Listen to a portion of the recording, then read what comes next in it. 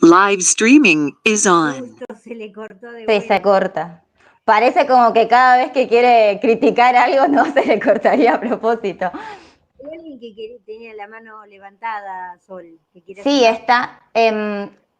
Creo que había levantado Elena en un momento, pero también hay alguien que no tiene el nombre y que puso que quería hablar. No puedo, no puedo saber quién es. Ah, igual acá se ve a la compañera. Tiene la cámara prendida. Que vaya haciendo la pregunta si quiere, ya va a volver Fede.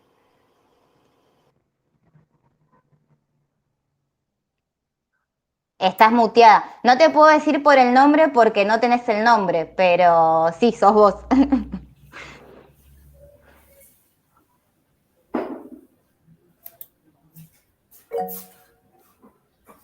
Ahí hay alguien más.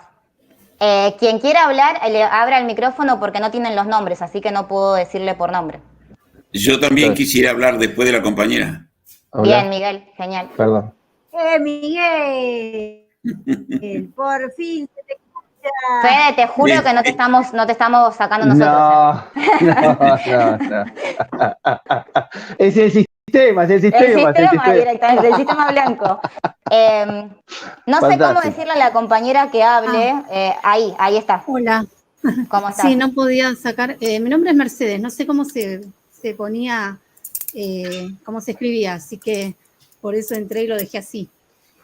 Yo quería contar que estuve leyendo un libro de Sara Ahmed, que ella es una feminista británica, y bueno, en particular me llamó la atención el capítulo 2, donde ella habla de las feministas aguafiestas, ella es feminista, y bueno, ahí se me fue la cámara, no sé qué pasó. Pero no sé si me escuchan. Sí, se te escucha. Sí. Se te escucha, ¿eh? Ah, bueno. Y bueno, ella hace referencia a esto, al racismo dentro del feminismo, cómo hay que combatir de alguna manera eso. Y en el capítulo 2, que hace referencia a las feministas aguafiestas, por el hecho del impacto que hacen ellas. Y cuenta un relato de una mujer que va en un avión, que por ahí muchos ya lo han conocido, lo han escuchado, una mujer negra que va en el avión y donde la azafata blanca la invita a ir hacia el fondo donde están sus amigos negros. Pero en realidad no son amigos de ella. O sea, es porque son negros y entonces la invita a ir a juntarse con ellos, ¿no? Ellos no se conocían, era porque ella era negra y entonces, bueno, como que ella duda en ese momento, pero dice, bueno, la azafata fue, como que piensa, fue adiestrada para esto, o sea, no es que viene y me lo dice de mala, es como que está naturalizado que debe hacer eso, debe, para la comodidad de los blancos que van en el avión, bueno, invitar a las personas negras que ellos vayan juntos. Entonces, bueno, me parecía re interesante con lo que había escuchado mencionar esto y es un libro que está muy bueno porque habla de feminismo, pero también del racismo dentro del feminismo. Y eso es lo que quería compartir. Sí, hay mucho racismo. Es más, ahora en Argentina pasó de que el encuentro de mujeres, disidencia, que es un encuentro plurinacional, se dividió en dos. Y hay un encuentro que es plurinacional y otro encuentro de mujeres, porque no aceptan esta idea de lo plurinacional. O sea, el racismo está súper instalado y como estábamos planteando, Argentina es una sociedad racista y hay que empezar, por ejemplo, acá en Argentina muchas veces se violentan los cuerpos y la violencia es completamente desde una índole racial y se adjudica la idea de clase. O sea, cada vez que pasa algo por una cuestión racial, se dice que es por pobre. Y cuando uno mira, ese pobre siempre normalmente es negro. Pero como está esta idea de que en Argentina no hay negros, ¿cómo van a decir de que la violencia es por una cuestión de racismo? No, lo pasamos por una cuestión de clase. Y así pasó con Fernando Baez Sosa, que lo mataron por pobre. Y no, como decía Fede antes, lo mataron al grito de negro de mierda. Y yo me acuerdo un caso que pasó de un presidente de mesa en las elecciones, que se viralizó la foto de si van a votar a tal lugar, tengan cuidado, porque el pibe tenía gorra y era negro. Entonces son prácticas como completamente racistas y siempre se adjudica a la cuestión de clase. Que eso también está como mezclado acá. El negro normalmente se le dice negro al pobre, como decía, al planero, al que vive en la villa. Ese es el negro en la Argentina, como que para tratar sí, La cabecita negra, el famoso. claro, los cabecitas negras. Se adjudica Sí, siempre la a mí cuestión de clase. Me pasó estando en Brasil en una playa que mi marido es bien morocho, no sé si negro, es bien morocho, pero es argentino. Y el padre de él es correntino y la mamá es descendiente de ruso, pero él salió el papá, no sé. Bueno, estábamos en una playa en Brasil y había un muchacho argentino que estaba vendiendo cosas dulces, tortas fritas, algo así. Entonces me habla en portugués, yo le digo que no lo entiendo. Y entonces me dice, ¿sos de Argentina? Sí, le digo yo, soy de Argentina. Me dice, bueno, mira, dice, yo también vine hace un tiempo, estoy vendiendo cosas, ¿me querés comprar algo? Y le digo, mira, ahora viene mi marido, le pregunto a él y te compramos. Y cuando lo mira que viene mi marido y lo ve negro, me dice, no, comprame vos, porque los brasileros son re mezquinos. Pero es que mi marido no es brasilero, le digo, es negro, pero no es brasilero. Es como que daba por hecho que porque era negro no era argentino. Claro, la cuestión de la extranjerización que decía Fede recién. Sí, tal cual. Es increíble que vos narres, Mercedes, diga, mi marido es morocho, pero es argentino. Que tengas que hacer esa aclaración, pero, ¿no? ¿Qué tiene que ver el color con ser argentino?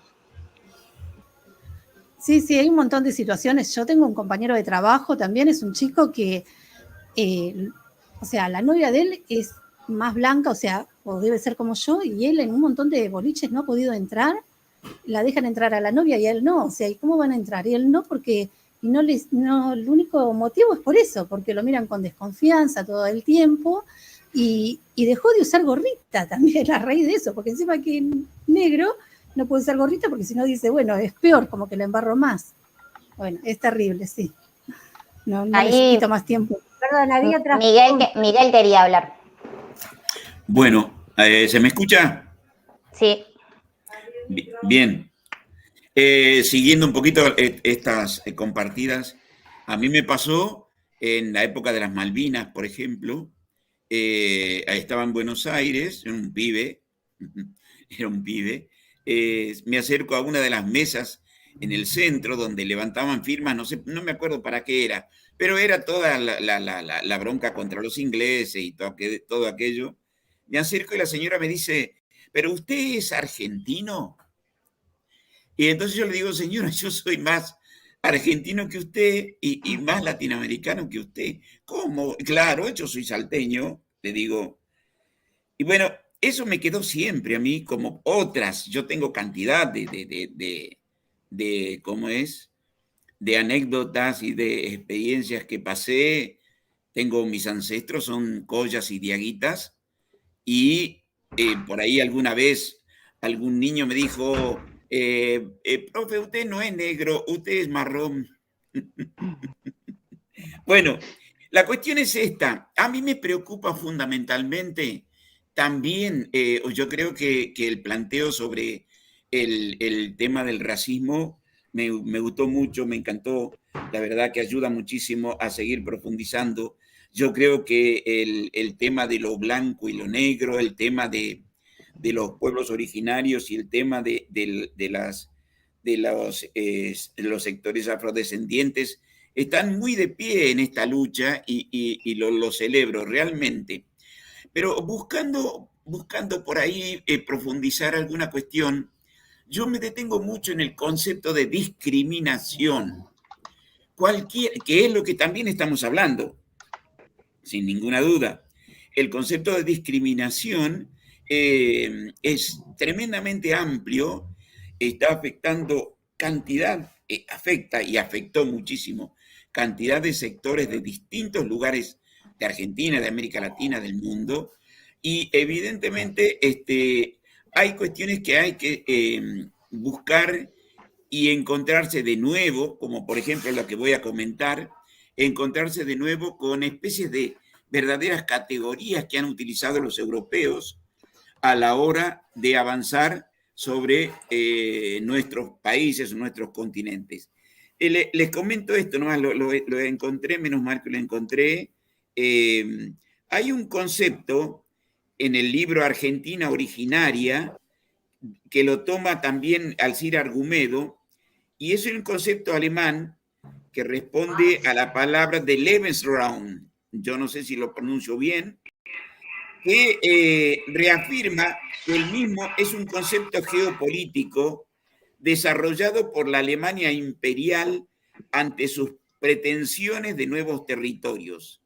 El Lebensraum, traducido como espacio vital, fue argumentado para que las razas superiores tengan el derecho de agruparse, de apropiarse de tierras de las razas inferiores y si es necesario, eliminarlas para desplegar allí la civilización, entre comillas. Bueno, hay bastante para... Y creo que debe haber muchos más conceptos, verdaderas categorías que legitimaron de una manera impresionante todo esto, al punto de que, como decía al comienzo, invade cantidad de sectores, como por ejemplo en Misiones. Fíjense, en la provincia de Misiones, hace unos años, era muy común, sectores de las clases altas discriminaban a los más humildes, pero los más humildes eran también hijos de inmigrantes, unos gringuitos hermosos, que andaban dando vueltas por ahí, pero muy humildes. Quien conoce Misiones reafirmará esto que estoy diciendo. Y a raíz de esta situación, Misiones se hizo famosa por esta cuestión de que se buscaban niños blancos de Buenos Aires, iban de Córdoba, iban de Rosario, niños blancos para adoptar de parte de familias, porque veían el cartel digamos, la propaganda que se hacía desde Misiones, de que allí en Misiones podían adoptar niños rubios, que era muy sencillo y muy fácil. Ahora algunas cuestiones de las leyes se están mejorando en ese sentido, pero fue tremendo. Eso es un tema gravísimo que ocurrió y creo que sigue ocurriendo, me parece, en Misiones, por no decir de otros lugares y por no contar otras cantidades de distintas anécdotas que ustedes también acaban de comentarlas, y tienen que ver con ese concepto de discriminación. Yo no encuentro otro, que es como la voluntad de separarse del otro ser humano, separarse del otro y ponerse en una actitud mayor o también menor. Yo me separo porque me siento menos que aquel. A veces ese es otro caso que también nos toca... Disculpame, me toca interrumpirte porque dijiste tantas cosas que si no te interrumpo ahora me voy a olvidar de muchas cosas que tendría ganas de contestarte. Bueno, dale. Y juro que te dejo seguir hablando. Bueno, dale. Yo tengo entendido que ustedes, la mayoría, son un grupo de docentes. Es muy importante que tengan en cuenta, y sobre todo porque las escuelas son un lugar enorme de reproducción de la matriz racista del otro sistema. Confundir el racismo con discriminación es una tragedia, ¿no? O sea, en todo caso podríamos hablar, si se quiere, de discriminación racial, y confundir fundamentalmente la idea de que la discriminación es un concepto más amplio que el racismo, ¿no? Perfecto. Entonces, si nosotros vamos a la idea de la discriminación es un fenómeno tan amplio como individualizado en sus efectos. ¿Qué quiere decir? En el rango de la discriminación entra los pecosos, los gordos, los negros, los que les falta un pie, los que van sin zapatillas al colegio, pero todo ese universo amplio sería lo que mi abuela Olga decía, el que mucho abarca poco aprieta, ¿no? Entonces, ¿cómo nos vamos a dar cuenta de que en definitiva la discriminación no es un fenómeno amplio, sino que, por ejemplo, los sectores populares, ¿no? De los barrios, de las villas miseria, de los barrios de emergencia, de las barriadas, llámelo como tengan ganas, los lugares donde la gente come mierda, la enorme mayoría de esos barrios no es que son todos gordos, o son todos gente que le falta un zapato, o son todos gente que son colorados, o son blanquitos bonitos, lindos, como dijiste vos recién, no. Si tienen algo, o son mujeres, ¿no? Si uno dice, no, porque el género es lo más importante, no, porque la clase es lo más importante, no. Si tienen un rango en común, la gente que vive en barrios miserables es que tiene la piel oscura, ¿no? Eso es la mayoría. Los que nacieron acá, los que nacieron en Latinoamérica, todo lo que tiene la piel oscura, sin importar dónde nacieron, no solo son la mayoría de los pobladores, sino que son generación tras generación los que habitan esos lugares. No es que la gente llega, una familia de polaquitos lindos llega a una villa y 4 generaciones después se oscurecieron. Lo más probable es que les pase como a mi familia rusa judía blanca, ¿no? Que llegaron pobres a Villa Clara, un lugar que es difícil llegar ahora en auto, no, ni me quiero imaginar cuando llegaron mi pariente, pero que a la primera y segunda generación ya tenían ingenieros, arquitectos, abogados, diseñadores gráficos, psicólogos, etcétera. No por el mérito o el esfuerzo de mi familia blanca, ignorante y pobre, como vinieron mi familia judía, sino por un sistema que favorece a esa minoría y le da la oportunidad del ascenso de la movilidad social ascendente. Por parte de mi familia blanca, por mi familia negra, ¿no? Que se remonta al periodo colonial, por ejemplo, yo soy el primer graduado universitario. Entonces yo estoy ante el dato objetivo. O mi familia blanca es superior y mi familia negra son unos retardados, o hay un fenómeno estructural que a uno les permite avanzar y a otros no, independientemente de los esfuerzos. Y eso se llama racismo. Si hay algo que no se habla en las aulas argentinas, es de racismo.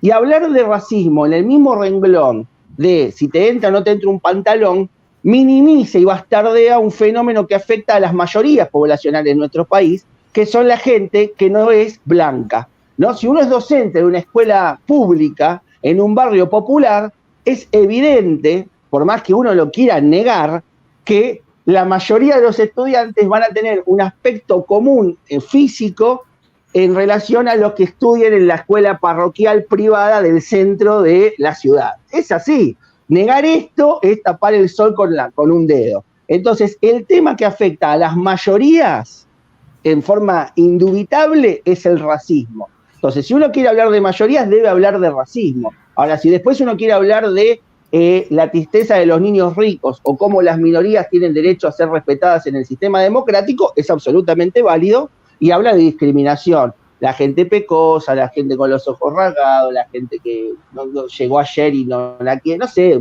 la infinidad de fenómenos con los nombres políticamente correctos que a ustedes se les ocurra. Lo importante es tener claro que si hay un tema del que no se habla, es de racismo. ¿Por qué? Porque afecta no solo a las mayorías, sino que amenaza fundamentalmente a la minoría en el poder. Si la mayoría son blancos, son negros que no acceden al poder, es porque evidentemente hay una minoría que se está beneficiando, ¿no? Ciertas teorías neomarxistas van a hablar del 1% contra el 99%, ¿no? Por ejemplo, el movimiento Occupy en Wall Street dice, no, hay un 1% de la población mundial que concentra la riqueza del 99%, por eso el 99% se tiene que unir y cambiar las cosas. Digo, en líneas generales es un eslogan fantástico. Ahora, a mí lo que niega dentro de ese 99% hay un sector que obviamente hegemoniza la conducción de la supuesta transformación social. Esto vuelvo a repetir, yo lo decía antes, en relación a los sectores, la diferencia entre los sectores de la derecha y del campo nacional y popular, por ser muy amplio en la Argentina. Está claro que todos los gorilas son racistas, no cabe duda. Ser gorila en la Argentina es ser racista. Odian a los negros de mierda, a los negros planeros, a los negros vagos, a los negros peronistas, los gorilas son racistas. Ahora, ¿el movimiento nacional y popular es un movimiento antirracista? Esa es la gran pregunta. Y la clave es que todos sabemos que no. Entonces, si no hablamos del fenómeno, por acción o omisión o con nuestro silencio cómplice, lo reproducimos. Niños blancos bonitos es una frase racista. Hablar de discriminación como una idea más amplia que de racismo es una idea racista. El problema es que esto no lo incorporamos en función de que es un fenómeno que no se estudia. Y no se estudia no porque en el Ministerio de Educación no falte los expertos a los cuales convocar para cambiar las cosas. Lo que no hay es voluntad del poder de cambiarlas, porque el poder no lo beneficia. ¿Por qué? Porque a Lucas, cuando reclamó, le metieron unos escopetazos en la cara. ¿Por qué? Porque es un negro de mierda y no pasó nada. Porque si el escopetazo se lo dan a Baradel, se prende fuego el país. Es tan simple como eso. Porque si al que asesina a la gendarmería en una ruta a la Patagonia tiene ojos verdes y es blanco, llenamos 2 veces la Plaza de Mayo, pero si del mismo grupo, la misma fuerza y en la misma ruta mata por la espalda un mapuche como el boludo de Rafael Nahuel, no se moviliza nadie. ¿Y ahí cuál es el problema? ¿La derecha? No, el racismo del progresismo. Hay que hablar de racismo. Yo sé que es incómodo lo que digo. Esta charla no tiene final feliz. No se duerme en otra posición que no sea en posición fetal. Tal cual, incluso Fede lo dijo, yo estuve, te vi de lejos, pero yo estuve en el Instituto Patria con Francia Márquez, y Francia Márquez estaba, hay un micrófono prendido, no sé cuál es. Francia Márquez estaba enojadísima porque dijo, ella vino anteriormente y nadie le dio bolilla, nadie. Y ahora se estaba peleando todo el mundo por quién la recibía, porque ganó las elecciones. Y agarró y lo dijo bien claro, dijo, no sirve ser progresista si no se es antirracista. Y lo dijo en la cara de todos, y todos los que estaban ahí son progresistas y nacional y popular, pero lo dijo bien claro, no sirve ser progresista si no se es antirracista. Es así. Y acá yo confío, y Solange, no desconfío de las buenas intenciones, por eso obvio. Esto hay que sacarlo del plano individual. No se trata de que. Yo estoy convencido que si traes una línea, toda esta gente que estamos nombrando, lo que estaba en ese día del Instituto Patria, lo que estamos acá un sábado de la mañana, es porque entendemos que el mundo es un lugar injusto y lo queremos cambiar, no cabe duda. Ahora, que no alcanza con las buenas intenciones. Es evidente que no alcanza con las buenas intenciones. Y por eso nosotros planteamos. Yo tengo algunos compañeros, una cosa es Cementera y yo tengo acá compañeros de la Isadora Arancibia, que es un espacio que milita lo nacional y popular, pero nosotros estamos dando la impronta antirracista porque lo vivimos, o sea, el 103 y lo que vos planteás recién que le pasó a Lucas, nosotros teníamos un profesor en el instituto que dijo que el 103 era una máquina de hacer chorizos, un profesor que nos da clases ahí, a los que estudiamos en ese lugar, y lo decía de esa manera, y es algo completamente racista. Y como no se trabaja la mirada antirracista, un montón de estudiantes que estamos ahí, que somos todos de la periferia, somos todos de la villa, todo lo que estudiamos en el 103, reproducen también prácticas racistas pero terribles entre sus propios compañeros y compañeras, después en las aulas, y por eso estamos... Ese es el éxito, claro, Solange, ese es el éxito del sistema. Digo, hay más mujeres diciéndole puta a otra mujer que varones, no cabe ninguna duda. Ese es el éxito del sistema. Ahora, digo, hay que estar súper atento a este tipo de cosas, porque si no, en definitiva, la responsabilidad del patriarcado y del racismo recae en que las mujeres están fragmentadas y que los negros no nos organizamos. Eso es lo importante a tener en cuenta. No, el conflicto no trata, digo, obviamente que tenemos que organizarnos, eso no cabe ninguna duda, y sobre todo a través de identidades muy concretas, digo, ¿no? O sea, ser antirracista y no discutir el patriarcado, o ser feminista y no discutir el racismo, digo, es... pegar su tiro en los pies, no me cabe ninguna duda, Solí Carneiro lo decía con mucha claridad, pero que no es intuitiva la lucha antirracista o antipatriarcal, indudablemente implica formación, compromiso, el mismo compromiso, o me atrevo a decir el doble de compromiso. Ser docente implica estudiar un montón de cosas que no sirven para nada. Para ser un docente antirracista tenés que estudiar el doble. Esa es la realidad, esa es la verdad. Las veces que yo me junto con docentes y defienden a Sarmiento, una cosa no tiene ni pie ni cabeza. Sarmiento no estaría de acuerdo con que digan que él no era racista. Si se levanta de la tumba y lo obligan a la corrección política, se mete un tiro Sarmiento. Entonces, lo que no podemos seguir es teniéndolo en paca como el padre del aula, que en el capítulo de Samba rapea y canta cumbia. Es un insulto. Es como tener un video de paca de Hitler cantando música yiddish. Es un escándalo. Pero lo vivimos con absoluta normalidad. Entonces, en este aspecto hay que ser profundamente radicales, porque en esto, y esto es súper importante, el racismo no se trata de corrección política, se trata de la vida de la gente. Cuando no hay para comer, no es que hay una temporada que no comen los blancos y una temporada que no comen los negros. Cuando hay más pobreza, lo que no comen son los negros. Ahora, obviamente, cuando los que dejan de comer son algunos blancos, vienen los escándalos. La violencia sobre los cuerpos es algo que caracteriza al poder y al Estado. Entonces, cuando se compró Winchester para matar indígenas, no hubo ningún problema. Cuando se asesinó a Troche y Moche esclavizados, no hubo ningún problema. En un momento, el Estado se volvió sobre un sector de los blancos. Y hubo una dictadura en la década del 70 que asesinó 30.000 personas, de las cuales probablemente la mayoría, obviamente, eran negros, porque eran obreros, un montón de cosas, pero había una porción que eran tan blancos como Santiago Maldonado. Abrió una herida sin igual en la Argentina.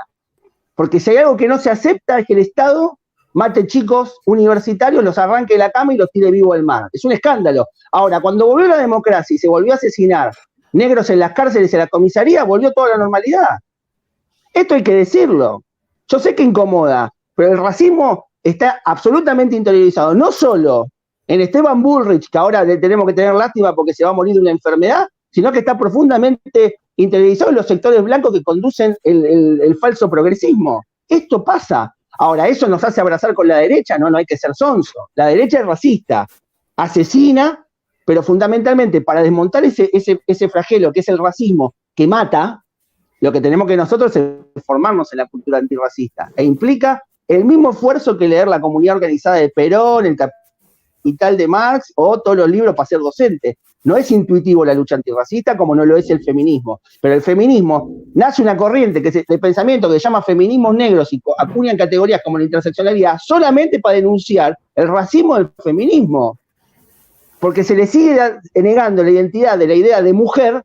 Nosotros hacemos un ministerio de la mujer y son todas blancas las que trabajan en ese ministerio, como en toda la administración pública, que son blancos. Ahora, cuando Donda, por ejemplo, le quiso conseguir de maestranza a la empleada doméstica, una señora mayor boliviana que no quería laburar más de empleada doméstica, Donda le dice, bueno, che, escuchame, te consigo acá, nadie, un escándalo bárbaro. Mirá, la metió por la ventana, para maestranza, no para directora nacional de asuntos legales. Ahora, la pregunta es, cuéntenme quién llevó un currículum para trabajar en el Estado, no conozco a uno. Son todos blancos que le metió otro pariente blanco. Digo, hay unos niveles de hipocresía fenomenales, de lo que no se habla es de racismo. Por eso yo, la invitación humilde, a no buscar otra categoría, porque la pólvora y la rueda ya se inventaron. El conflicto es que no se habla de raza. Bajo el falso pretexto de que hablar de raza tiene que ver con la cuestión biológica, lo que hace es reproducir y fortalecer el racismo a través del silencio. Y invita a nuestras futuras generaciones que sufren el flagelo del racismo en la primera fila a ir desarmados ante un fenómeno que conocen. Yo ayer estuve en San Francisco Solano con un grupo de adolescentes. Le digo, chicos, ¿a ustedes no le hablaron nunca de racismo? No sé qué historia, pero ¿a ustedes les pide el documento de la policía? Sí, todos los días. ¿Y por qué les pide documento? O sea, ¿por qué hay una obsesión? ¿Por qué piensan que ustedes no tienen documento de la policía? La cosa es tan sencillo como eso, no es tan complejo. Eso se llama racismo, no es discriminación, porque aparte inclusive hasta la propia idea de discriminación racial no significaría mucho.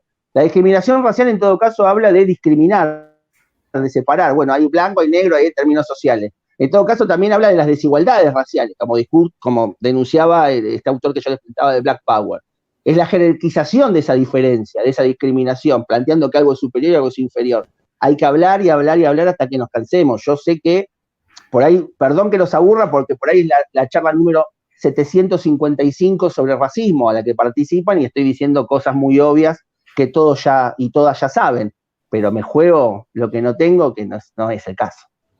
Entonces, pero sí, la afectación inmediata de un montón de cosas que yo conté, que se sintetizan en anécdotas que nos compartían, así, yo tengo mi marido morocho, a mí me pareció, yo soy del norte y no sé qué historia. Son las historias de nuestra vida, no son la anécdota aislada. Y en este juego del racismo todos ocupamos un lugar, de un lado o del otro de la línea. Independientemente si queremos o no jugar ese juego, el juego ya está lanzado. Lo que sí sabemos es que si el juego no nos gusta, vamos a tener que organizarnos para desmontarlo. Con negarlo, no. Para el bondi que yo me bajo del capitalismo en la esquina, no existe. O sea, vamos a trachar si nosotros queremos o no estar arriba. El Fede, perdón que te interrumpa. Venga. Más allá de que termine Miguel, lo que quería decir, tenés muchas manos levantadas. Yo no veo, pero arriba. De varias manos levantadas y varias cosas preguntas, o no sé, comentarios que te quieren hacer. Hagan. 3 minutos nada más, 2 minutos. No, te agradezco muchísimo todo lo que dijiste, realmente excelente, brillante. Yo comparto totalmente y también tengo más preguntas, no lo voy a tomar ahora. Tengo muchas preguntas, evidentemente es un tema para seguir. Algo leí, me acerqué a Quijano y también a otros autores. El desarrollo de la charla excelente, también muy bien. voy a rever algunas cuestiones y sobre todo eso me mataste, me mataste con lo de los gringuitos rubitos lindos.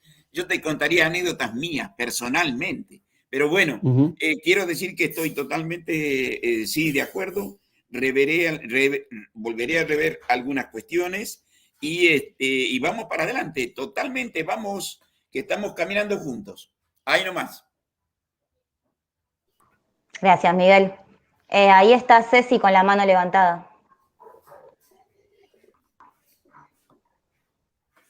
Estaba Dina. Ah. No la veo a Dina con mano. Bueno. Sí. Ah, bueno. Entonces les comento algo que me surgió a partir de que mencionaron la visita de la vicepresidenta de Colombia. Porque cuando la entrevistaron en el CCK... Ceci, muteada. No, se la escucha, Ele. La escucho. A ver. ¿Me Sí, escuchan? se te escucha, Sí. Ceci. Ah, bueno, Sí. porque cuando la entrevistaron en el CCK, y yo vi quién la entrevistó, que es una teórica, Verónica Gago, con mucho trabajo dentro del feminismo y demás, yo dije, están meando fuera de tarro. Digo, ¿cómo no la entrevista alguien de identidad marrón? ¿No? ¿Qué hace ahí una burguesa, clase media, entrevistando a una mujer que viene del suburbio de Colombia? Y esa impresión la confirmé cuando vi que quien entrevista a Márquez en Bolivia, después que se fuera de Argentina, fue el vicepresidente de Bolivia. Y yo esa entrevista que escuché, que está en la web, la sentí mucho más genuina, ¿no? Es más, si uno veía quiénes estaban en los primeros bancos del CCK, era una tribuna de funcionarias blancas. Y yo quizás acá no coincida con Fede, yo me enojé mucho con Victoria Donda cuando surgió todo ese escándalo, ¿no? Porque lo que subyacía en esa designación era que no le quería pagar lo que le correspondía por haberla tenido tanto tiempo en negro en su casa. Y era también lo que pedía su empleada, pero entiendo hacia dónde vas. Entonces, a mí lo que me parece, en esa puesta en escena de Verónica Gago entrevistando a la vicepresidenta de Colombia, era justamente la cuestión de que no se les da un lugar de saber al negro o al marrón, ¿no? Porque justamente tenemos un equipo de gobierno de blancos. Los movimientos sociales son dirigidos por blancos. Yo escucho siempre a Grabois. No escucho a los integrantes que padecen.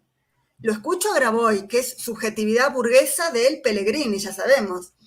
Entonces, me parece que también ahí hay que tener como mucho, o una mirada muy aguda en pensar esto, ¿no? De que son sujetos de saber, porque ya sabemos esa ecuación saber-poder, en la medida en que no le damos el saber, o en la medida en que ellos tampoco no se lo toman, ¿no? Porque alguien del movimiento de Grabois le tendría que decir, bueno, hoy voy yo a hablar a C5N, ¿no? Entonces, en la medida en que ellos, digamos, los compañeros de los movimientos sociales tampoco asuman esa posición y nosotros no sepamos que nos tenemos que correr y que la persona indicada para entrevistarla era alguien de identidad marrón y no Verónica Gago, bueno, me parece que seguimos patinando, ¿no? Y en esto de darle y de tomar ese saber como válido, la educación, por supuesto, es fundamental. Yo que soy docente universitaria, me la paso hablando de estos temas con los chicos y digo, ¿por qué tenemos dos lenguas obligatorias, una latina y una anglosajona? Y no tenemos ninguna lengua originaria, porque es a través del lenguaje donde también introyectamos otra cosmovisión, otra cosmogonía, ¿no? Pero anda a decirlo eso, anda a querer correrlo en una institución tan colonial como la universidad, incluso en las del conurbano, hay que decirlo, porque las del conurbano también reproducen muchísimo de la Universidad Colonial, Universidad de Buenos Aires, de Córdoba, atente ahí, No compremos con tanta facilidad las universidades del conurbano, porque cuando uno va a los contenidos, reproducen, ojo. Bueno, quería comentar eso nomás. Gracias, Federico, te escucho con mucha atención y gusto. Dina, a ver si podés abrir tu micrófono, te escuchamos. Porque tiene la mano levantada hace un montón. No, a mí no me figura Dina con la mano levantada. Consuelo. Vamos, Cheli. Que coincido con todo y me pregunto por qué en la televisión no hay personas que no sean blancas. Una sola chica no blanca, está en 5N, que dice el tiempo. Yo Y, no escucho, perdón. ¿no? No sé si los demás escuchan. ¿Se escucha? Sí, Consuelo, yo te escucho. Esa compañera que vos Perdón. mencionás Ahí sí, está se puesta escucha ahí así. muy exótica. La ponen como algo exótico. Porque es No sé si te diste cuenta. puertorriqueña. Entonces yo me pregunto siempre, ¿por qué en la televisión, en el cine argentino, en todo lo que se produce nacional, no hay actores que no sean blancos? ¿No hay periodistas que no sean blancos? No se ven. Y si se ven son, como dijo Fede, empleadas domésticas, caribeñas, centroamericanas, cubanas, pero Argentina ninguna. Y eso también entra en la mente de todos y la televisión llega a todas las casas y se ve eso. Y habría que empezar a revertirlo. Eso, nada más. Perdón, no escuché la primera parte yo. ¿Se referían a una puertorriqueña que hacía qué cosa? No, no escuché, yo perdón. siempre me cuestiono por qué la televisión que llega a todas las casas y se mete en todas las casas, vos tenés un hijo chico y se mete, no hay actores que no sean blancos, no hay periodistas que no sean blancos. En el cine nacional, en las producciones nacionales, telenovelas, miniseries argentinas, en todo, no veo actores que no sean blancos. Y si no hay actores blancos o actrices no blancas, son mucamas, centroamericanas, puertorriqueñas, caribeñas, y eso llega también, y está mal, me parece que también habría que verlo. No, Eso, igual sí. Lo primero que decían era lo de la periodista de C5N. En C5N Claro. hay una periodista negra, pero ¿qué pasa? Puertorriqueña. Con esta idea de la extranjerización, cuando dan representación negra en la pantalla, no es argentina. Claro, Cuando la eso empleada además, cuando es empleada doméstica, la tonada es paraguaya. O sea, es como que la empleada doméstica o tiene que ser negra o tiene que ser paraguaya. Y encima ni siquiera que contratan a una paraguaya. Es una argentina blanca simulando la tonada y encima haciéndola súper graciosa. Porque siempre tiene que ser la ridiculización como el blackface. Siempre es a través de la ridiculización para seguir expandiendo este racismo. Porque en el caso de la paraguaya no es negra, pero también la ridiculizan como haciendo una inferiorización por ser paraguaya o descendiente con la guaraní y demás. Y claramente los medios de comunicación son una institución del Estado, construyen sentido común, y es obvio que pasó una entrevista de Del Moro, que yo lo trabajo, yo doy la materia de comunicación y medios, y hay una entrevista de Del Moro donde él le hace una pregunta a una mujer colla, y cuando apenas le pregunta, la ve, le pregunta de dónde sos.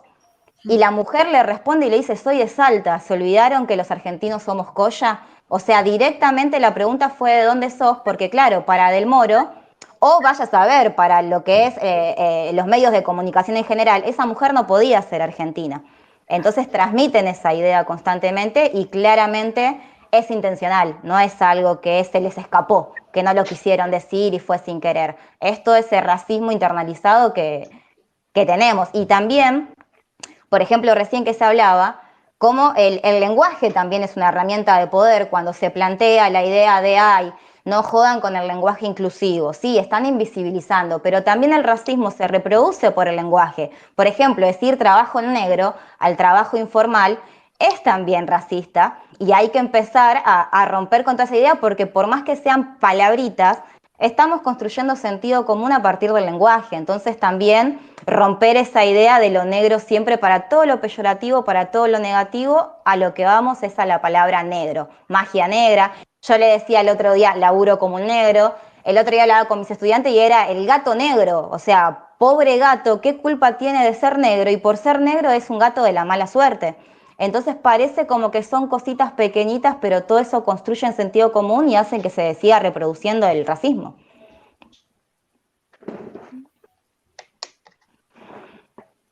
No sé si alguien más quiere hacer una pregunta, ¿quieren decir algo? Sí, ¿se acuerdan el caso del futbolista uruguayo que había dicho negrito y estando en un equipo de fútbol de Inglaterra y que se generó acá, los medios decían, ay, pero ¿cómo lo van a multar por decir negrito? Entonces yo me acuerdo que lo hablé con mis alumnos y les dije, ¿alguno de ustedes le dicen mi blanquito? ¿Más prejuicioso que eso? ¿No? Lo reproducimos a veces, bueno, inconscientemente, ¿no? Y respecto de lo que decía la compañera, los negros sí están en las ficciones, pero ocupan los lugares de chorros y de sirvientes. El protagónico siempre es ese objeto de deseo que es el blanco a lo Natalia Oreiro. E incluso en una ficción que se está haciendo ya hace unos años sobre Juana Zurduy, filmada por Benjamín Ávila, que es el que hizo Infancia Clandestina, ponen el papel de Juana Zurduy a Natalia Oreiro. Y yo, como soy del medio, le digo, pero flaco, estás meando fuera de tarro. Estás meando fuera de tarro. Tenés que reivindicar a una Juana Zurduy con todo lo que lleva una Juana Zurduy. No la podés blanquear. Exacto. Bueno, pero ahí está el compañero. Sigue con ahí Jessy Vidal pide la palabra. Hola, buenas tardes. Bueno, muchas cosas por ahí quiero decir, pero por ahí retomando lo que, bueno, venía diciendo Sol, también Cecilia, en esto de, bueno, el lenguaje y del blanquito, nos pasa muchas veces como docentes que nuestros estudiantes son, digamos, en la mayoría de piel marrón o muchos son hijos de paraguayos, y bueno, y entre ellos mismos, digamos, no hay un reconocimiento de su origen, ¿no? Hay como una negación de dónde vengo. Y muchas veces también el término en lo cotidiano, ¿no? De decir el paraguayo, el boliviano, el peruano, ¿no?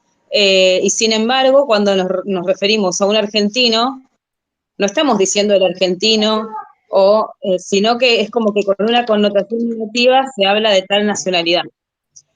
Y también, o sea, algo que por ahí como que me genera duda, ¿no? O lo entiendo y después por otro lado, como que me pregunto, es en la cuestión de esto de, bueno, que el racismo excede por ahí el tema de la pigmentación de la piel, ¿no? Por ejemplo, en lo que son las personas de nacionalidad paraguaya, también hay un racismo fuerte y no siempre, o en su mayoría, no son negros, sino que es una cuestión del origen guaraní. Entonces, bueno, los misioneros formoseños también, digamos, no necesariamente son personas negras, pero sí hay un racismo vinculado al origen o al originario, digamos, o a lo indígena, ¿no? Así que bueno, esas cuestiones que son como muy amplias. Y bueno, en relación a esto y a los guaraníes y a los paraguayos o a las personas de nacionalidad paraguaya, acá tengo un fragmentito de Sarmiento como para traerlo un poco al presente, que muchas veces trabajamos, digamos, con nuestros estudiantes porque en muchos está en el imaginario como el padre de Laura, ¿no? Y acá, bueno, tenemos un fragmento de una carta de Sarmiento a Mitre, donde habla específicamente del Paraguay, ¿sí? Así que la leo, son 4 renglones, 5. Y dice, estamos por dudar de que exista el Paraguay, descendientes de razas guaraníes, indios salvajes y esclavos, que obran por instinto o falta de razón. En ellos se perpetúa la barbarie primitiva y colonial. Son unos perros ignorantes. Al frenético idiota, bruto y feroz borracho, Solano López, lo acompañan miles de animales que obedecen y mueren de miedo. Es providencial que un tirano haya hecho morir a todo ese pueblo guaraní. Era necesario purgar la tierra de toda esa excrescencia humana, raza perdida, cuyo contagio hay que librarse. Sarmiento, Carta Mitre, en 1872. Así que bueno, ese es uno de los legados, digamos, que deja Sarmiento, y por qué me parece que hasta la actualidad sigue existiendo esta cuestión de el paraguayo, el guaraní, y cómo se niega también desde hijos de, por ejemplo, paraguayos o misioneros o correntinos, el idioma guaraní, cómo se va perdiendo, ¿no? Así que bueno, era eso lo que quería comentar.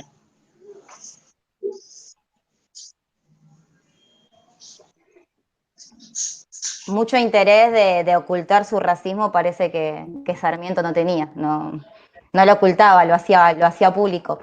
No, yo capaz lo que quería acotar era esto de que, bueno, yo le comentaba a Fede, porque a mí me pasó en el aula de chicas que se ofendan por la cuestión negro, y bueno, ahora como que reformular todo eso, ¿no? Pero era esto de sentirse, sí, sola, hablabas de terminar con lo binario, y como que yo en lo negro y blanco era binarista, pero por eso opté en momentos de decir no blanco y por momento iba a lo negro. Es como, yo trato de explicar esto de una definirse negra, pero desde un acto político, ¿no? Desde decir, cuando yo agarro y digo que yo soy negra, feminista, antirracista, no estoy hablando desde un color de pigmentación, porque también me ha pasado, y me pasó, Fede, en una de las charlas que hicimos, de los seminarios que hice con vos, que había una chica que creo que era Wiki, que se llamaba, que se enojó conmigo porque me trató de blanca, ¿no? Entonces era como que yo ya venía trabajando la cuestión de negro, de ser negra desde una cuestión, una definición política, y se enojó diciendo, vos no vivís ni la mitad de las cosas que vivo yo, y que yo tenía cierto privilegio por tener el color de piel más claro. Y así me ha pasado, yo he hecho en la Universidad de Jujuy una diplomatura de feminismo comunitario y demás, y me pasó de unas compañeras de Tucumán, de una comunidad diaguita, que también se enojen, ¿no? Cuando uno, es como que a veces no todos toman la idea del autodefinirse negra desde un posicionamiento político, y me ha pasado de que haya personas que se enojen conmigo si yo me presento como negra, como que se sienten como que me estoy tomando su lugar, o sienten como que... Y yo obviamente hablo desde... Yo depende del lugar donde esté, si puedo tener privilegios o no, ¿no? Porque tengo la piel un poco más clara, pero no soy blanca. Entonces a mí me pasó, no sé, en un viaje a Bolivia, que conocí a una chica completamente rubia, blanca. Ella nos lleva a un hostel, a Lucas y a mí, y cuando llegamos al hostel era un hostel irlandés, ¿no? Yo ya hacía como 20 días que estábamos de viaje, estaba re quemada, yo ya no soy blanca.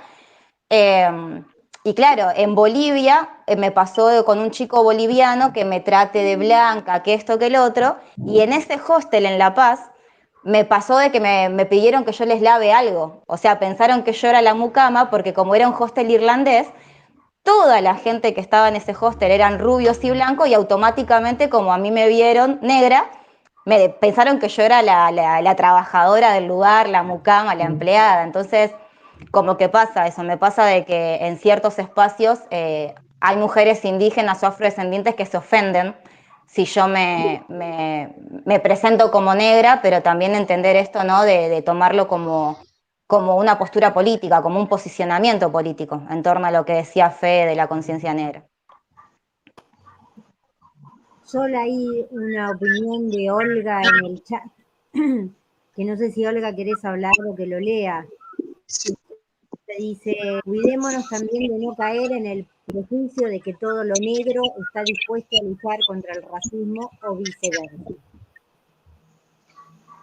Yo creo que es interesante también lo que está diciendo. Olga, ¿querés decir algo vos misma? No sé si tenés micrófono, si lo podés hacer. Bueno, creo que forma parte de lo que ella está diciendo, forma parte de la lucha de la que habla Fede, ¿no? No, obviamente yo quería expresar eso, que, digamos, ¿cómo lo voy a decir?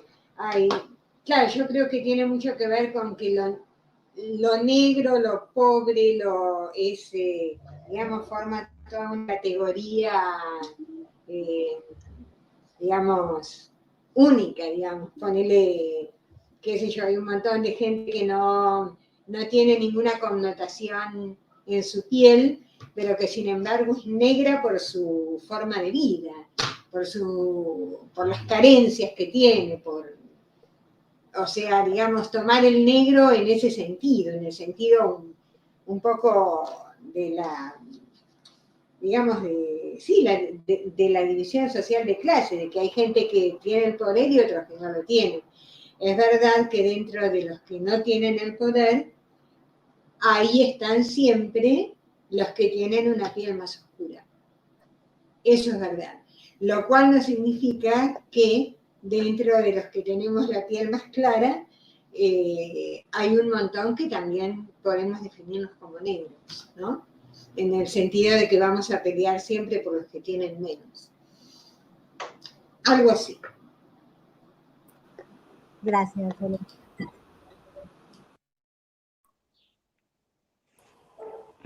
Bueno, no, y después para cerrar, no sé, Fede, si querés decir algo, después yo lo que sí por cosas que escucho es no tener miedo si queremos plantarnos desde una mirada antirracista, o no sé, Fede, corregime en todo caso, pero si queremos plantarnos desde una mirada antirracista, no tener miedo a decir negro, ¿no? Porque siempre como el morocho, el marrón, como que tenemos miedo de decir, no, son negros, o sea, la persona es negra, y como que a veces uno lo tiene tan naturalizado de que el negro es malo, entonces tiene miedo de decir no negro por si queda racista, no. Si lo querés pelear desde un lugar antirracista y tenés miedo de decir negro, como que no, si sos negro, sos negro.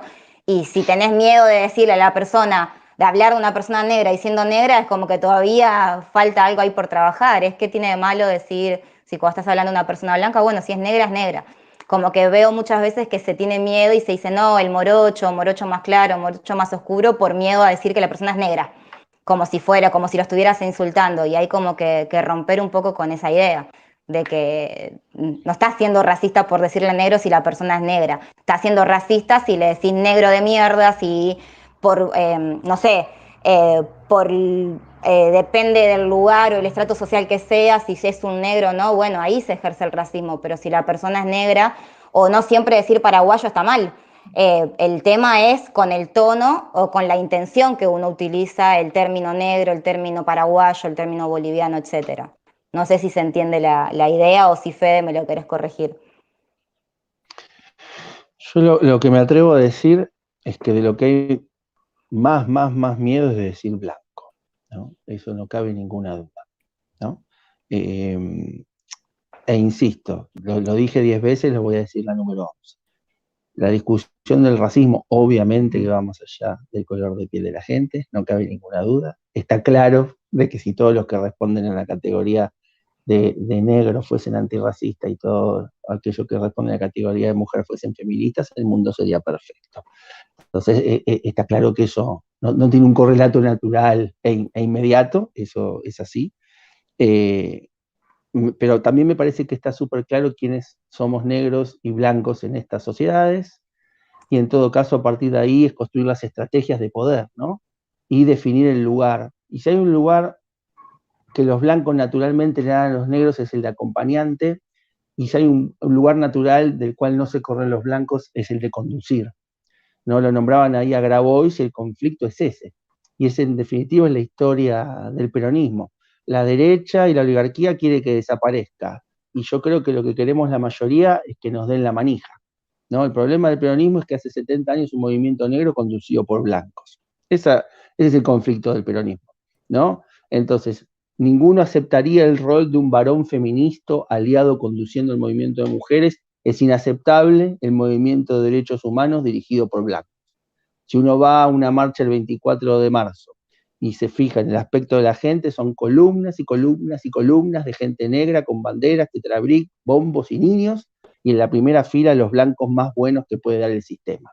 Osvaldo Bayer cuando estaba con su silla de ruedas, Norita y la mar en coche. Esto que yo digo es incómodo, pero es la verdad. Entonces, hay algo que en Black Power, Stokely Carmichael dice, en la idea de la conciencia negra, es que las organizaciones negras deben ser conducidas por negros. Eso es lo que hace a una organización negra que sea negra. Entonces, el peronismo consumará su ideario de justicia social cuando, representando a los desposeídos, sea un movimiento conducido por los desposeídos. Mientras sea un movimiento conducido por la mejor versión del blanco con mejores sentimientos, seguirá fracasando, aumentando la pobreza, etcétera, etcétera. Esto que yo digo, imposible de ser gorila porque, insisto, soy antirracista. El conflicto es revisar el racismo inserto en el progresismo, en el campo nacional popular, en los compañeros, camaradas, o como se tengan ganas de llamar. Insisto, lo marrón, no marrón, lo violeta, lo negro, no lo negro, digo, está claro que el racismo que afecta a los paraguayos es porque no son europeos, es porque no son blancos, es porque son indígenas, porque paraguayo es sinónimo de indígena. porque chaqueño es sinónimo de indígena. A nadie le dicen chubutense de mierda. No existe. O sea, ¿por qué? O pampeano sorete. ¿Por qué? Porque la pampa es gringa en el ideario. La pampa, si es gringa, es blanca. Lo blanco y lo negro aparece con una claridad que discutirlo no tiene mayor sentido. Simplemente se trata de aceptarlo, que es lo más difícil. Por eso hay gente que gastamos miles y miles de pesos en terapia para aceptar que todos nuestros problemas son nuestro papá y nuestra mamá. Digo, está claro que es algo que suena simple, pero que es complejo modificarlo. Yo también no quería dejar de agradecerle el amor y la humildad a Miguel, pero yo cuando contestaba lo que había dicho Miguel, no le contestaba a Miguel, le contestaba esas frases instaladas que tanto daño nos hacen a todos, a todas y a todes. O sea, esas que nos instalaron a nosotros, es que el que te dice que no llores como una nena, el que te dice que quilombo está bien, qué sé yo, todas las cosas que nos han incorporado, y no con el espíritu de incorporar la corrección política, sino de detectar cómo esos mecanismos afectan nuestra visión a la hora de organizarnos en búsqueda de un poder genuino que transforme esta realidad. Por eso el horizonte es un horizonte de poder. El resto es retórica, y está muy bien para los ámbitos de reflexión y de preguntas. El espíritu de la lucha antirracista es indudablemente desmontar este sistema de injusticias, ¿no?, sostenidas en el tiempo. Por eso, disputar la conducción de los movimientos de transformación, donde quede claro quiénes son los que debe conducir, no es que a uno le incomode las buenas intenciones de Grabois, sino que insertas en las buenas intenciones de Grabois, o de Nacho Levi, o de todos estos, está inserta la propia derrota. Y no me sorprende, porque aporte, por ejemplo, Nacho Levi, un blanco con grandes sentimientos, es un adorador del orgullo villero. No existe, esa categoría solo se le puede ocurrir a un progresista trastornado. Digo, solamente quien no tiene familia de generación tras generación de prostituirse, de limpiar casas, si vive en una villa. Cuando vas a una villa, la mitad de los villeros quieren vivir afuera de la villa y la otra mitad quiere que la villa deje de ser una villa. Entonces, el orgullo de la precariedad no existe.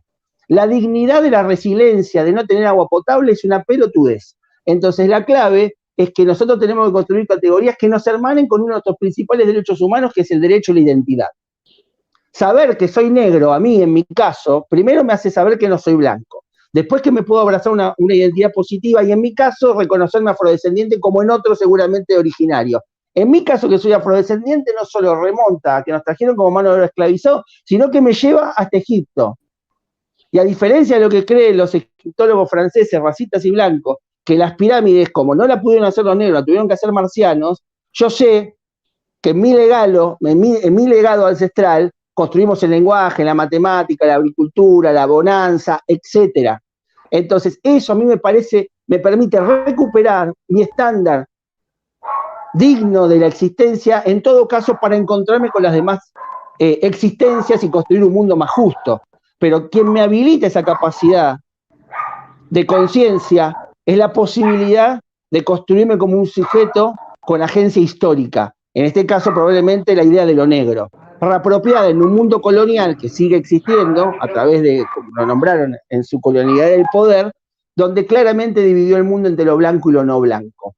A partir de ahí, esa es la idea de la lucha contra el racismo, que permea, obviamente, todas las formas en las que nos organizamos, cómo el poder nos narra en las televisiones, indudablemente, o cómo las posibilidades de reconocer esos orígenes, ¿no? Bueno, muchos de mis estudiantes no pueden hablar o no hablan guaraní porque le da vergüenza. Las condiciones no son la ropa que tenía puesta la mujer que violaron, sino es el violador, pero fundamentalmente el sistema que acuña, apaña la impunidad del violador cuando no la celebra, ¿no? Entonces, lo que nosotros tenemos que estar es muy atentos en las condiciones que el poder permite reproducir estos fenómenos. Y fundamentalmente una de las principales acciones es hablarlo. Si logramos salir con un mínimo acuerdo de entender que el racismo es un tema tabú y que hay que hablar hasta que se nos canse la garganta, bueno, habremos dado un gran paso, imagino yo. Porque, insisto, si hay una canción común en un fogón es Rajuña las Piedras. Ahora, si no hay un tema que es común en las aulas, es el racismo, y lo sabemos. Digo las aulas porque es un ámbito docente, no es un tema común en ningún lugar. Ahora, creo que llegamos a la coincidencia en este ratito que nos encontramos de que es un fenómeno que afecta las biografías de nosotras, nosotras y nosotros. Hablar del racismo hasta que no exista. Y es un fenómeno de muerte, ¿no? Es un fenómeno que va más allá. Mata, el racismo mata. Sí. Fede, muchísimas gracias, siempre, siempre. Y obviamente estás reinvitado para Yo Te Quiero presencial en el instituto. Necesito estas charlas sí, con yo tanta fuerza. Juré que esta vez era presencial, pero bueno, no se dio, pero yo con muchas ganas. Con muchísimas más en el 103, más lo que es nuestra población educativa, te necesitamos acá, te necesitamos el 103. Fede, muchísimas gracias y llamen, ahí estaré. Gracias. Sil, no sé si quería cerrar.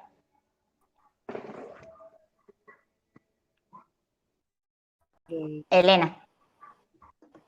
Gracias. Fue un encuentro muy movilizante. Agradecerles muchísimo, muchísimo la presencia de todas, todos, todes. Y vayan agendando que el próximo taller será el 24 de septiembre.